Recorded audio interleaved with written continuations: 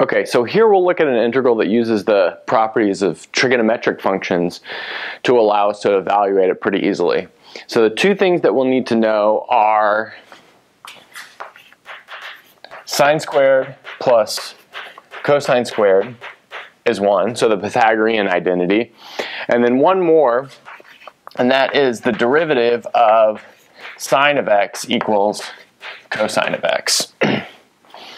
So let's see how we can use those two things. So since the derivative of sine is cosine, that gives us some motivation for doing a u substitution. So we've got an odd number of cosines, which means we can save one for a u substitution using this derivative and turn the rest of them into sine using this identity. Okay, so let's see how it goes. So I'll first rewrite this as sine squared x times cosine squared x times cosine of x dx. And I'll think about grouping the cosine x dx together, like all as one piece. And now I can take cosine squared and write it as 1 minus sine squared using our trig identity.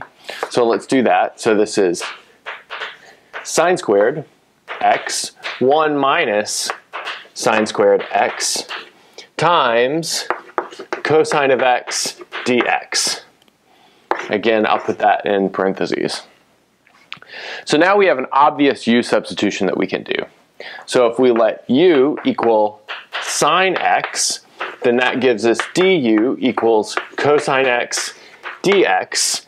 And we'll see that this allows this portion of the integral to be replaced with du,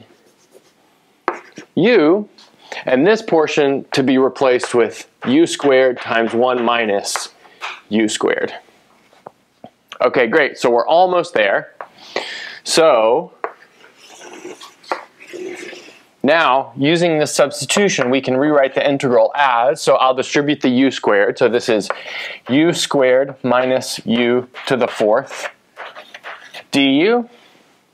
Now we can use the power rule on that. So that'll be 1/3 u cubed minus 1/5 u to the fifth plus a constant. And finally, we can substitute back in our original substitution, which was u equals sine x. So that gives us the final answer, 1/3 sine cubed x minus 1/5 sine to the fifth x plus our constant of integration, and that's the final answer.